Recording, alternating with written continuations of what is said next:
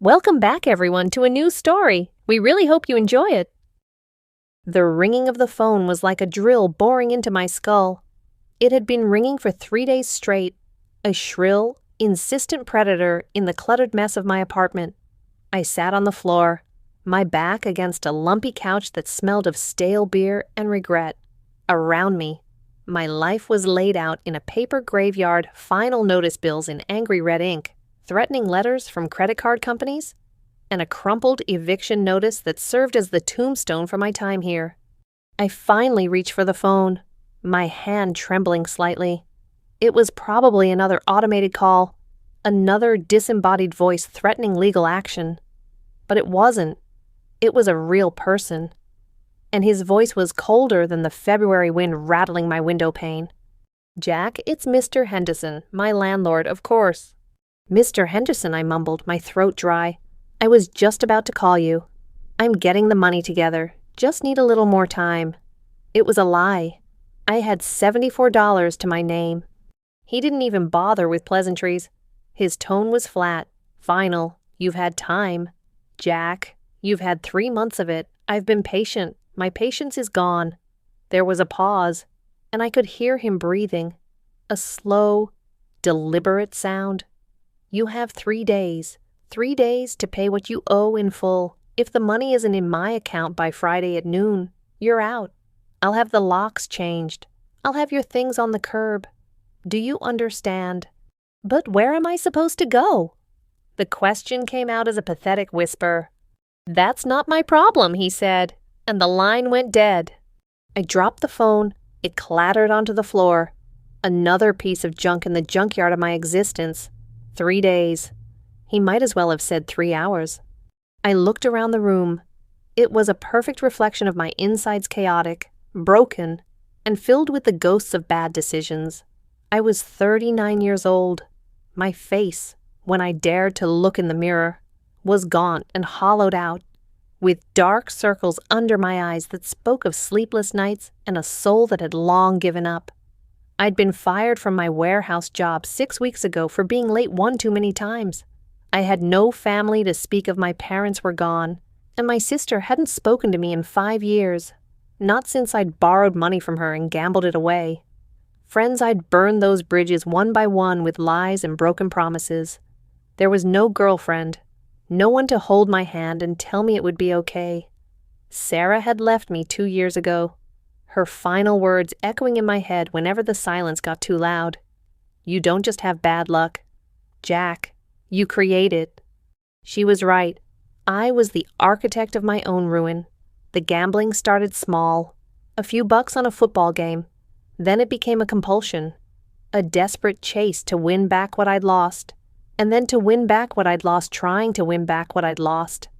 It was a snake eating its own tail, and I was trapped in its belly.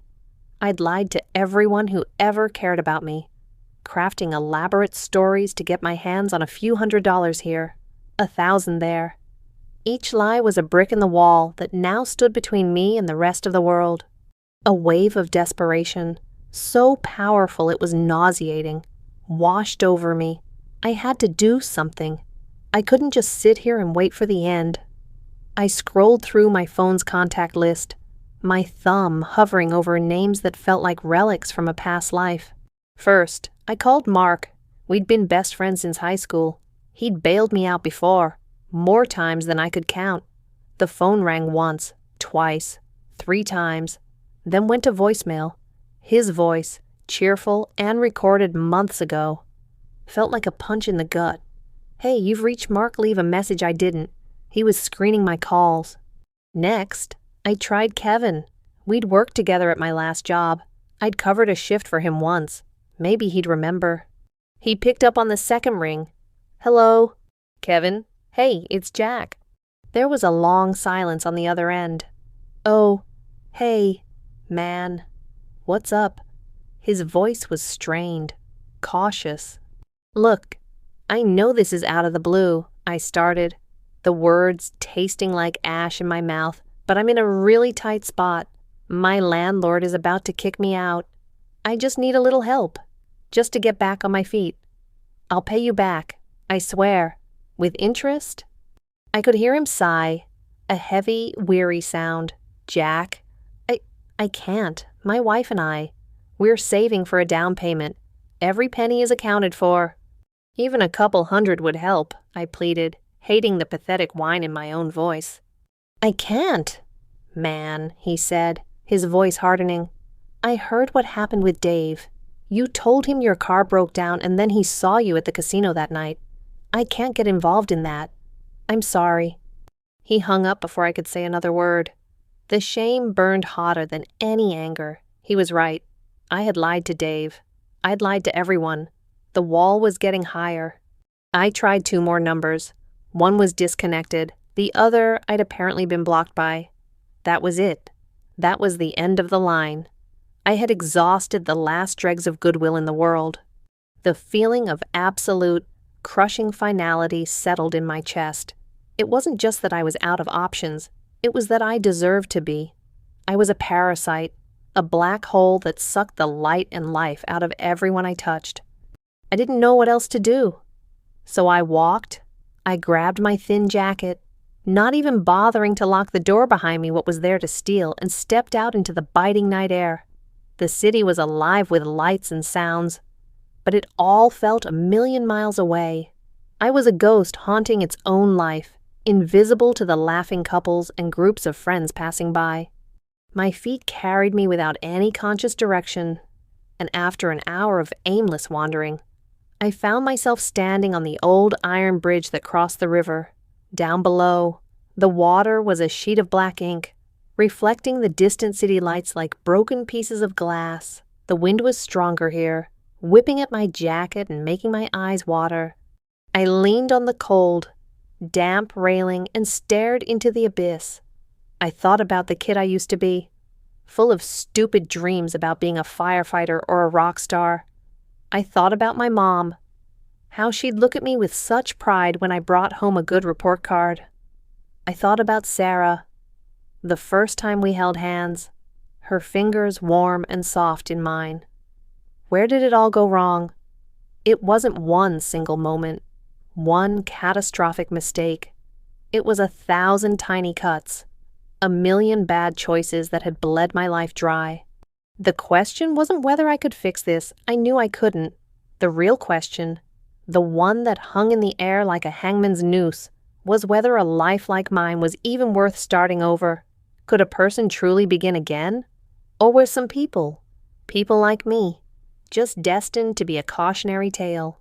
I closed my eyes, the roar of the traffic behind me and the whisper of the dark water below me merging into a single deafening sound. I felt nothing, not sadness, not fear, just a vast, hollow emptiness. This, I thought, is what it feels like to hit the bottom. There's nowhere left to fall. I don't know how long I stood on that bridge. It could have been 20 minutes or 2 hours. The cold eventually seeped into my bones, a deep, gnawing chill that finally broke through my stupor. I wasn't going to jump. I was a coward in every other aspect of my life. It seemed I was a coward in this one, too. I turned away from the railing and began the long, slow walk back to my apartment. The journey home felt like a funeral procession for a life I had already lost. Each step was heavy, weighted down by the 39 years of failure I carried on my shoulders. By the time I fumbled with the key and pushed open my door, I was beyond exhausted. I was spiritually and physically depleted, a hollowed-out shell of a man. I didn't even have the energy to turn on a light. I stumbled through the darkness, tripping over a stack of old magazines, and collapsed onto the couch. I didn't take off my jacket or my shoes. I just lay there, my face pressed into the musty cushion, and let the darkness of the room swallow me whole. My mind was a blurry haze, caught in that strange, disorienting space between wakefulness and sleep. Images flickered behind my closed eyelids. My father's disappointed face, the spinning lights of a slot machine, the back of Sarah's head as she walked out of my life for the last time. It was a highlight reel of my greatest failures. A single, desperate thought formed in the fog of my mind. It wasn't a prayer. Not really. I hadn't prayed in decades. It was more like a sigh, a final, weary whisper from the deepest part of my soul. I wish, I thought, the words barely forming. I wish I could go back, all the way back.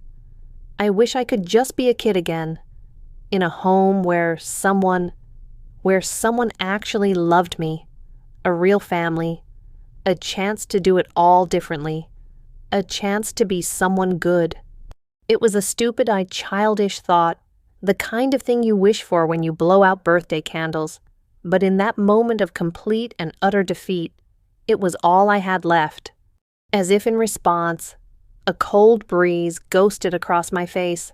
I'd left the window cracked open, and the night air was pushing its way in, carrying the distant sounds of the city. I shifted my head slightly, my eyes cracking open to a sliver. And then I saw it. A brilliant streak of silver-white light tore across the black canvas of the sky. It was a shooting star, but bigger and brighter than any I had ever seen before. It didn't just flash and disappear. It seemed to hang there for a split second, a crack in the fabric of the night, for that one moment. An ethereal, impossible light flooded my grimy little apartment, illuminating the dust motes dancing in the air and casting long, strange shadows. It was so bright it felt warm, like a touch on my skin. Then, as quickly as it appeared, it was gone. The room was plunged back into darkness. My eyelids felt heavy as lead.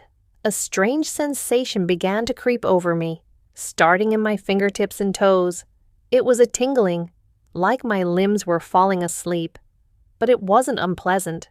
The feeling spread, a gentle humming vibration that seemed to loosen the very atoms of my being. My body felt like it was dissolving, turning into a cloud of mist, and then just as suddenly, the sensation reversed. I felt myself compressing, shrinking, becoming impossibly light, as if all the weight of my miserable life was being lifted from me. I was too tired to fight it, too exhausted to even question it. My last conscious thought was that I was finally, truly letting go. I surrendered to the strange, floating feeling and let the deep, dreamless sleep take me. The first thing I registered was the light. It was a gentle, warm light, filtering through something soft and pink, painting the world in a hazy, cheerful glow. It was nothing like the harsh, gray morning light that usually forced its way through my dirty apartment window. My next sensation was comfort. I was lying on something incredibly soft, wrapped in sheets that smelled faintly of lavender and sunshine. The air itself felt clean, fresh. I took a deep breath, and for the first time in years, my lungs didn't feel tight and constricted. I slowly opened my eyes. The ceiling above me was perfectly, immaculately white, no water stains, no peeling paint, no cobwebs. To my right, I saw the source of the rosy light, a large window covered by light pink curtains. A gentle breeze was making them dance. The room was nice. There was a small white desk with a laptop, a bookshelf filled with colorful paperbacks, and a vanity table covered in an array of bottles, jars, and brushes. This wasn't my apartment. A jolt of panic shot through me. Had I been arrested? Was I in a hospital, a psych ward? I sat up, my heart starting to pound. And that's when I saw my hands. They were resting on the pastel-colored comforter, and they were not mine. These hands were small, delicate, and slender. The skin was smooth, almost translucent, without a single callus or scar. The nails were neatly trimmed, oval-shaped and painted with a coat of clear, glossy polish. I stared at them, turning them over and over. They were the hands of a stranger. They were the hands of a girl. My breath hitched in my throat. I looked down at the rest of my body. I was wearing a satin pajama set, a pale blue camisole with thin spaghetti straps and matching shorts. The fabric felt impossibly smooth against my skin. My legs were long and slender, completely hairless. My chest was different. There was a soft, unfamiliar weight there. A frantic, high-pitched noise escaped my lips. It sounded like a squeak. I scrambled out of the bed. my bare feet landing softly on a plush white rug. The room seemed too big, the furniture too tall. I felt small. My eyes darted around, searching for an explanation, for a mirror. I saw one over the vanity table and stumbled toward it. I braced my strange, small hands on the edge of the table, my knuckles white, and forced myself to look up. The person staring back at me was not a 39-year-old man named Jack. It was a girl, a teenager, maybe 16 years old. She had long, wavy brown hair that cascaded over her shoulders, large, expressive brown eyes wide with terror, and a small, heart-shaped face. Her skin was flawless, her cheeks had a natural flush, and her lips were full and pink. I watched, horrified, as her mouth dropped open in a silent scream. It was my expression on her face. I raised my right hand, the small, delicate one. The girl in the mirror did the same. I touched my face, my fingers exploring the soft cheek, the smooth jawline, the small, upturned nose. It was real. This was my face now. I touched my lips. They were soft, pliant. I ran a hand through the long, silky hair. It felt like a curtain of cool silk. I was her. I was a teenage girl. The world tilted on its axis. My mind reeled, struggling to connect the dots, the bridge, the exhaustion, the wish, the shooting star. No, it was impossible. It was a dream. It had to be a dream. A very, very vivid, terrifyingly detailed dream.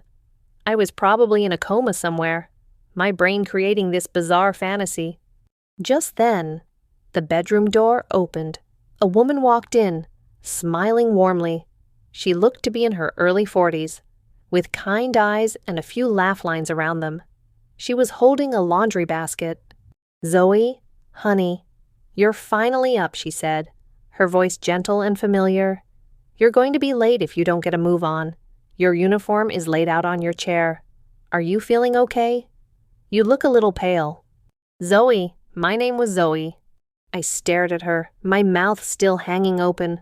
I tried to say something, to ask who she was, where I was, what was happening, but my new vocal cords weren't cooperating. All that came out was another weak, breathy sound. The woman, Zoe's mother, I presumed, frowned slightly. She walked over and placed the back of her hand on my forehead. Her touch was cool and soft. "You don't feel like you have a fever. Maybe you just need some breakfast. Come on, sweetie, get dressed. The school bus will be here in 45 minutes. She gave my Zoe's shoulder a gentle squeeze and then left the room, pulling the door partially closed behind her.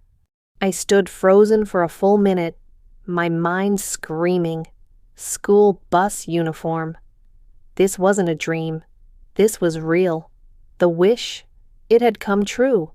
I had gotten my chance to start over, but I never, in a million years, would have imagined it would be like this. I was a man trapped in a teenage girl's body. My name was Zoe, and I had to go to high school. My gaze drifted from my reflection to the chair in the corner of the room, just as the woman my new mother had said. A uniform was neatly folded and laid out. It looked intimidating. There was a crisp white blouse with a Peter Pan collar, a dark gray pleated skirt that looked alarmingly short, a small pre-tied red bow that clipped onto the collar, and a pair of dark gray socks that seemed impossibly long. On the floor next to the chair was a pair of simple black shoes, like something a doll would wear. My first thought was, I can't wear that. My second thought was, I have to. The school bus was coming. I had a mother who thought I was her daughter, Zoe. If I wanted to survive in this new reality, if I didn't want to end up in a real psych ward, I had to play along. I had to become Zoe.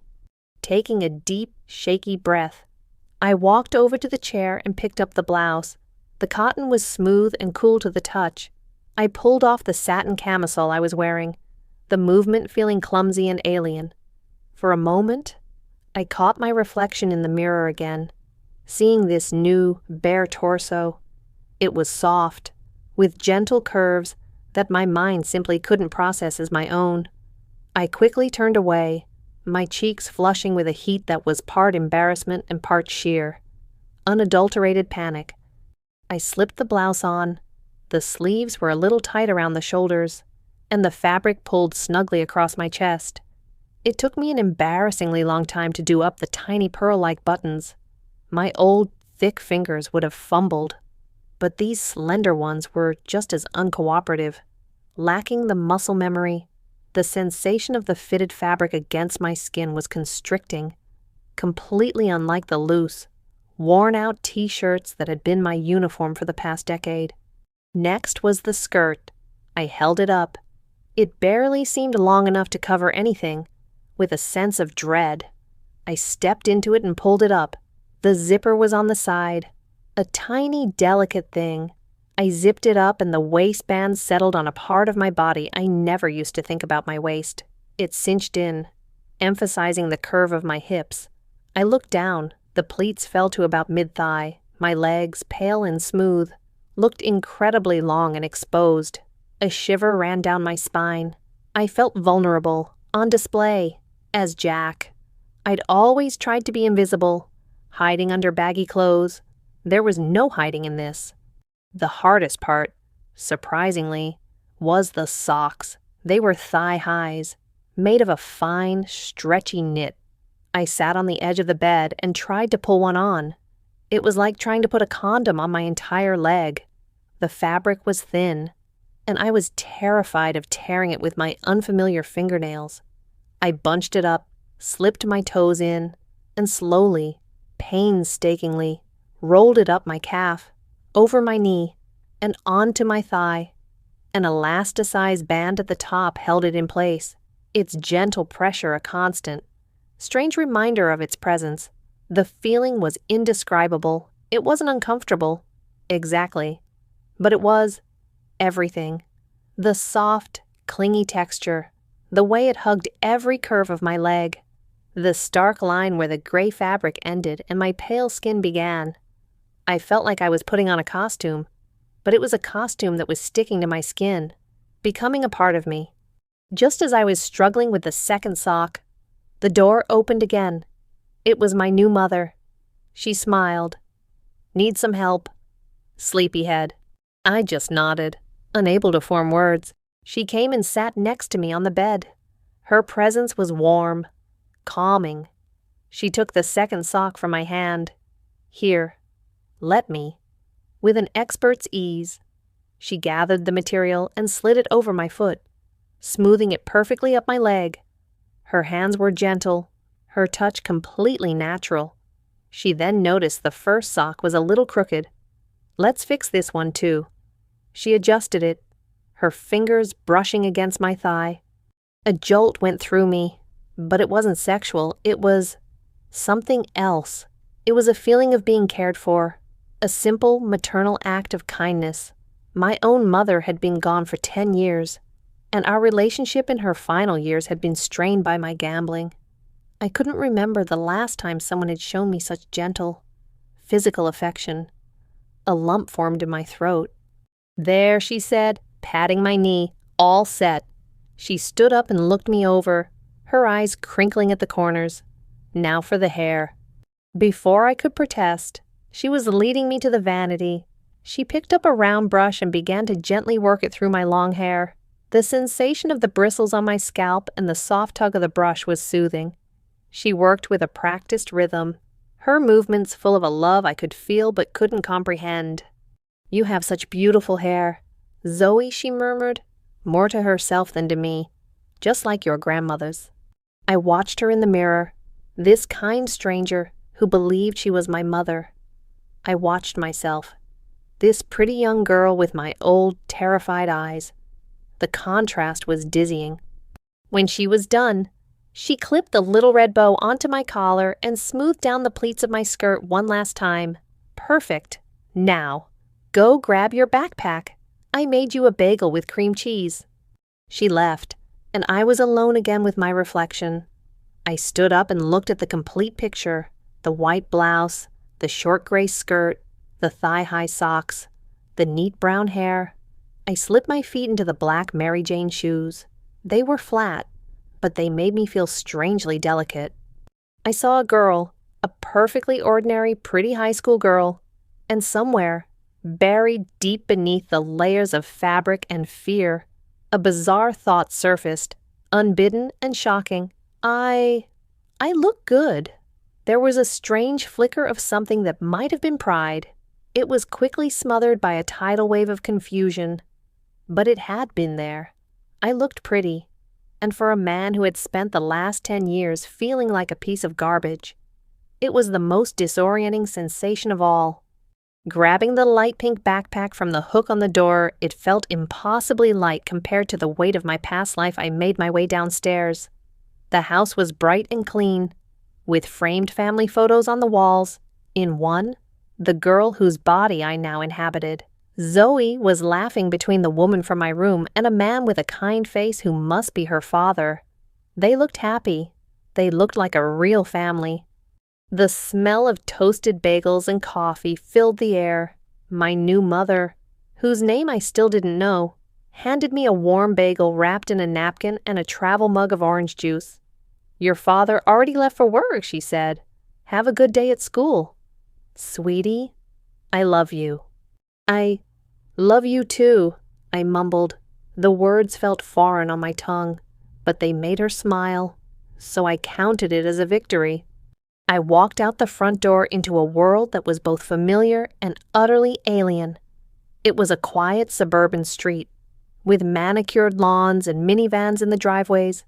At the end of the block, a big yellow school bus was waiting, its red lights flashing. A couple of girls standing by the bus stop waved at me. Panic seized me again. I didn't know them. I didn't know anything, but I had no choice. I walked toward them, my new shoes making a soft, rhythmic tapping on the pavement. I was hyper-aware of everything, the cool morning air on my bare legs, the slight swish of my skirt with every step, the weight of my long hair against my back. "Zoe, you almost missed it," one of the girls said. She was bubbly and energetic, with a short, pixie-like haircut and a spray of freckles across her nose. The other girl, who had long blonde hair and a gentler expression, smiled. "We were about to come get you. Did you finish the chemistry homework?" I was stuck on the last two questions. I just nodded, trying to look as natural as possible. "Yeah, it was tough," I managed to say, my voice coming out higher and softer than I intended. They seemed to buy it. We climbed onto the bus, and the bubbly one, who the blonde girl called Lily, pulled me down into the seat next to her. The blonde, Emma, sat across the aisle. The bus was loud, filled with the chaotic energy of teenagers shouting, laughing, and gossiping. It was a world away from the silent, lonely misery of my apartment. Lily launched into a detailed story about a TV show she'd been watching, and I just nodded and made non-committal sounds, praying she wouldn't ask me a direct question I couldn't answer. Emma occasionally chimed in, her voice sweet and calm. They were Zoe's friends. They seemed nice. The school day was a blur of confusion. In my old life, I'd been a high school dropout. Now, I was sitting in classes I didn't understand, surrounded by concepts I'd never learned. In math, the teacher was talking about trigonometric functions. It was complete gibberish. I spent the period pretending to take notes, carefully copying the diagrams from the whiteboard into a notebook that already had pages of neat, loopy handwriting belonging to the real Zoe. In chemistry, we were discussing covalent bonds. I felt like a fraud, an imposter who was moments away from being discovered. The bell for lunch was a relief. Lily, Emma, and I sat at a crowded table in the cafeteria. I mostly just listened, picking at a salad I'd bought, trying to piece together the details of Zoe's life from their conversation, apparently. There was a history test on Friday. A boy named Mark had a crush on Emma, and Lily was trying to convince Zoe me to join her for cheerleading practice after school. "Come on, Zoe. Just for today," Lily pleaded, her eyes wide. "We're one person short for the new pyramid stunt, and Coach says we can't even try it without a full squad. You're a great base." The idea of me, Jack, a broken-down 39-year-old man, Participating in cheerleading was so absurd it was almost funny. I don't know. Lily, I said, trying to sound hesitant. I have a lot of homework. Oh, please, she scoffed. You always have a lot of homework. It'll be fun. We'll just run through a few routines. Emma's coming to watch. Right? Emma nodded. I'll be there. I was trapped. Saying no would seem weird, out of character for Zoe, who, I was beginning to suspect, was a people pleaser. With a sigh of resignation, I agreed. After the final bell, Lily dragged me to the girls' locker room. The sounds and smells perfumed body spray, shampoo, and teenage chatter were overwhelming. Lily tossed me a bundle of clothes. Here's your practice uniform. It was even smaller than the school uniform. A tight-fitting tank top with the school's logo on it and a tiny, pleated red skirt that was more of a frill than an actual piece of clothing. Underneath, I was supposed to wear a pair of spandex shorts, or spankies, as Lily called them. Changing in a room full of girls was one of the most stressful experiences of my new life. I tried to be as discreet as possible, turning my back to the room and changing quickly, my skin on fire with embarrassment. The practice uniform was even more revealing. The short skirt offered basically no coverage, and every movement made me feel self-conscious. We went out to the gym, and the practice began. It was a whirlwind of motion and sound. The coach blew a whistle, music blared from a speaker, and a dozen girls began to stretch, jump, and shout in unison. I tried to follow along, my new body clumsy and uncoordinated. I was supposed to be a base, which meant my job was to help lift one of the smaller girls, a flyer, into the air. The movements were athletic, demanding. As we ran through a routine, I became acutely aware of this new body in a way I hadn't before. I could feel the pull of muscles in my thighs as I squatted, the lightness in my limbs as I jumped. The short skirt flew up with every leap, the spandex underneath a flash of color, my long hair, which I'd pulled back into a ponytail, whipped against my neck and shoulders. I was breathing hard, a light sheen of sweat on my skin. And the smell was different, not the acrid, stale smell of Jack's sweat, but something lighter, mixed with the fruity scent of Zoe's shampoo. During a water break, I leaned against the wall, trying to catch my breath. I glanced up at the bleachers where Emma was sitting, and my eyes accidentally met those of a boy sitting a few rows behind her. He was on the basketball team, tall and athletic. He was staring right at me.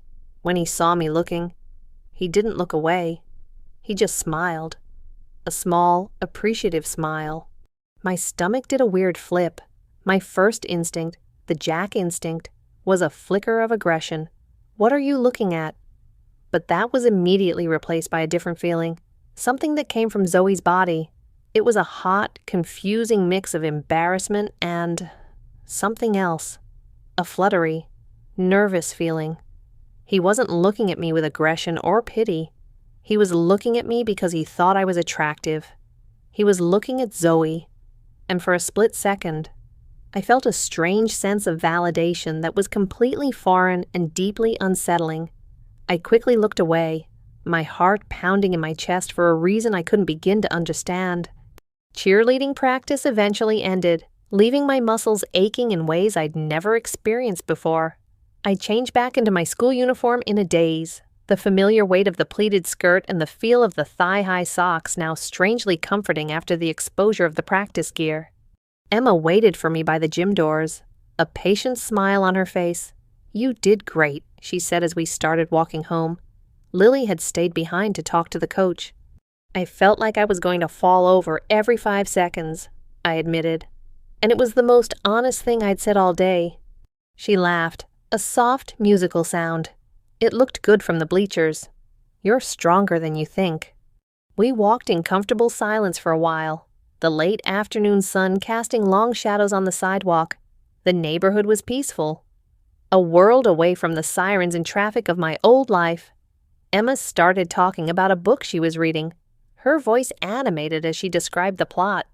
I found myself listening, actually listening, not just waiting for my turn to speak or trying to figure out an angle. It was nice.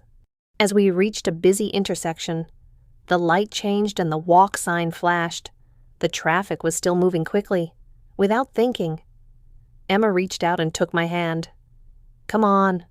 Let's hurry," she said, pulling me along as we jogged across the street. Her hand in mine was a small explosion of sensation. Her fingers were soft and warm, her grip gentle but firm. A jolt, like a mild electric shock, shot up my arm. My heart, which had just settled down from practice, started hammering against my ribs again. It was a completely involuntary, physical reaction. My 39-year-old brain was screaming, "This is just a girl holding your hand. It's a friendly gesture. It means nothing." But my 16-year-old body, Zoe's body, was reacting on a purely instinctual level. The warmth, the closeness, the simple, innocent act of human connection, it was overwhelming. We let go as soon as we reached the other side, but the phantom feeling of her fingers laced with mine lingered for the rest of the walk. When I got home, the house was filled with the smell of roasting chicken. My new mom, I learned her name was Carol when she called out to me, was in the kitchen, humming along to the radio. "How was school, honey?" she asked, turning with a smile. "It was okay," I said, shrugging off my backpack. "Just okay. Did you have fun at cheer practice?" My mind raced. How did she know? Of course. The real Zoe would have told her. "Yeah, it was energetic." I settled on. She chuckled. "Well, go get washed up. Dinner will be ready in an hour." That evening, a new routine unfolded. After a family dinner with Carol and my new father, Tom, a quiet, kind man who asked about my day and actually listened to my vague answers. Carol knocked on my bedroom door. "Time for your skincare routine," she announced cheerfully. Before I knew it, I was sitting on a stool in the brightly lit bathroom while she guided me through a process that was completely alien. She showed me how to use a gentle foaming cleanser, her own hands demonstrating the circular motions on her face before I copied them on mine. The face wash smelled like green tea, and the feeling of the soft foam was pleasant. "Don't forget to be gentle around your eyes," she advised. Next came a toner on a cotton pad, which felt cool and refreshing.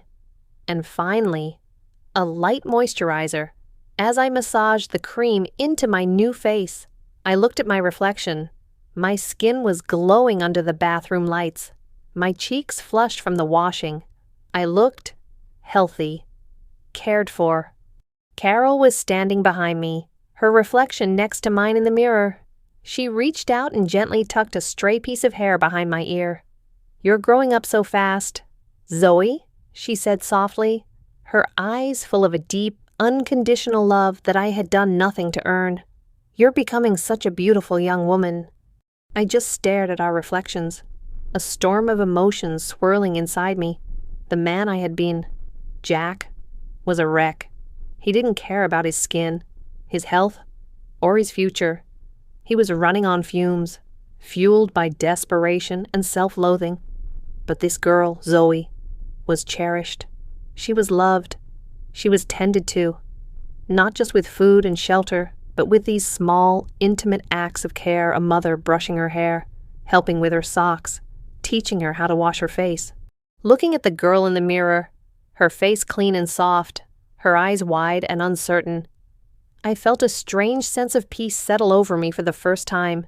The panic was still there, lurking in the background, but it was quieter now.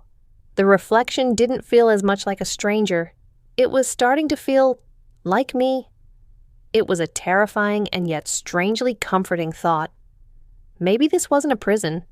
Maybe it was a sanctuary. That night, I lay in bed, staring at the white ceiling, unable to sleep. The house was quiet. The only sounds the gentle hum of the refrigerator downstairs and the distant chirping of crickets outside my window. For the first time all day, my mind wasn't racing with the immediate need to survive, to blend in, to not get caught. I finally had a moment to just think. I thought about Jack. I pictured him in his filthy apartment, surrounded by bills, his body aching from a life of neglect. I remembered the cold despair on the bridge, the feeling of absolute nothingness, that life was a dead end. There was no path forward, only a slow, miserable decline into oblivion. Mr. Henderson was going to throw him out on the street. He had no money, no friends, no hope. Jack's story was over. It had ended on that couch, with a desperate childish wish. Then I thought about today, about Zoe. I woke up in a clean, safe bed. A mother who loved me made me breakfast. I went to school, surrounded by people my own age. I had friends, Lily and Emma, who included me and cared about what I had to say. I moved my body, felt the burn of exercise and the simple joy of physical exertion. A boy looked at me and smiled. A friend held my hand. A mother helped me wash my face.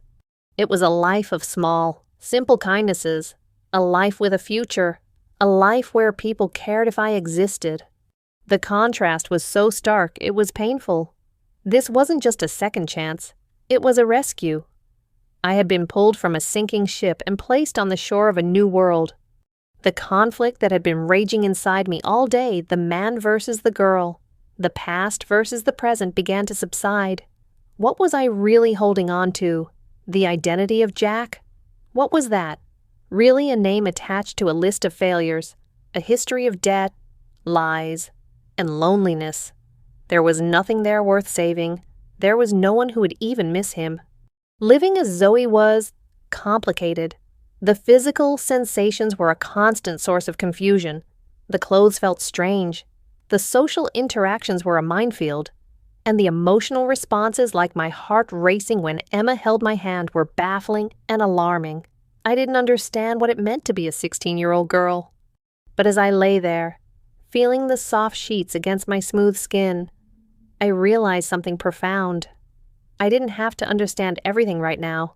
All I had to do was try. I had been given the one thing I had begged the universe for, a chance to live differently, to be someone good. This was that chance. This was my opportunity to avoid every mistake Jack ever made. I could be a good daughter to Carol and Tom, who had unknowingly adopted a broken soul. I could be a good friend to Lily and Emma. I could study hard, go to college, build a life that wasn't defined by desperation. The fear of being a girl started to fade, replaced by a cautious curiosity.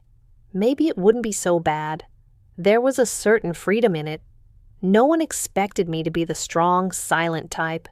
No one expected me to have all the answers.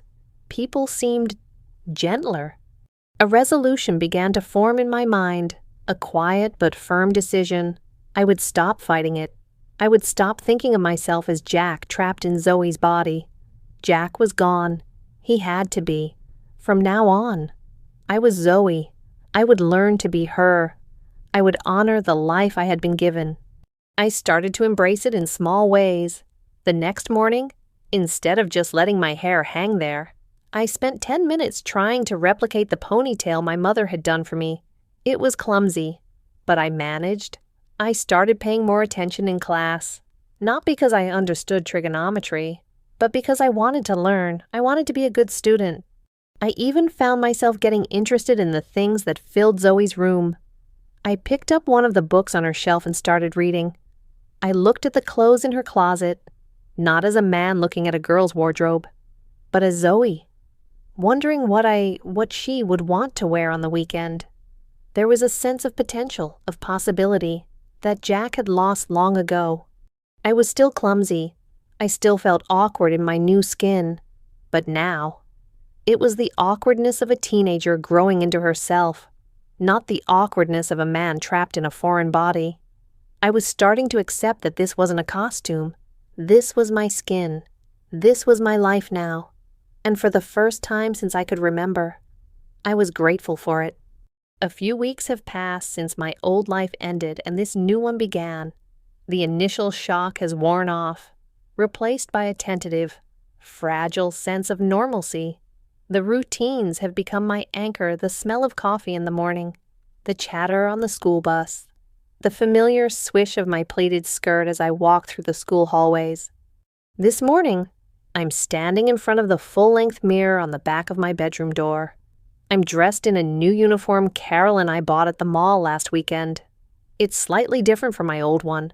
A crisp navy blue skirt and a lighter blue blouse. The shopping trip itself was an exercise in surrealism, with Carol holding up different outfits for me to try, her voice full of excitement. I'd felt a strange thrill in the dressing room, seeing how a different color or cut could change my entire look. Today, I've tied my hair back in a neat, high ponytail, and I've even managed to apply a thin layer of mascara, something Lily showed me how to do during a sleepover last Friday. My eyes, which once looked back at me with Jack's haunted, terrified expression, now look brighter, clearer. They look like Zoe's eyes. I smooth down the front of my blouse and adjust the skirt. I'm no longer acutely aware of every sensation, every piece of fabric against my skin. The uniform no longer feels like a costume. It feels like my clothes. The thigh-high socks are just socks. The Mary Janes are just my shoes. It's all just me. A small smile touches my lips as I look at my reflection. It's not a forced smile, not the grimace of a man trying to pretend. It's a genuine smile, a quiet expression of contentment. I see a girl who has friends, a loving family, and a future stretching out before her, full of possibilities. The ghost of Jack, the 39-year-old failure, is finally fading. He's a memory, a bad dream from a lifetime ago. He was a cautionary tale. But I am the epilogue. I am the part of the story where things get better. I still have moments of disorientation. Sometimes I'll hear a deep voice and instinctively think it's my own. Sometimes I'll see a man on the street who reminds me of one of my old, burned-out friends and feel a pang of something I can't quite name. But those moments are becoming fewer and farther between. They are whispers from a world that no longer exists for me. My new life isn't a perfect fairy tale. High school is still hard. Chemistry still makes no sense. There are cliques and dramas and moments of teenage anxiety that are entirely new to me. But every challenge feels manageable. Every problem feels solvable. Because for the first time, I'm not facing them alone. And for the first time, I believe I'm worthy of overcoming them. Carol calls from downstairs. "Zoe, the bus will be here any minute." "Coming," I call back, my voice clear and steady. I grab my backpack, giving my reflection one last look. The girl in the mirror smiles back at me with confidence. She's ready for the day. She's ready for her life. If this is my new fate, I think to myself, my new reality, then I'm going to live it. I'm going to live it as best as I possibly can. Outside the window, the sun is rising, casting a warm, golden glow over the quiet suburban street. It feels like a promise that this story, my story, is only just beginning.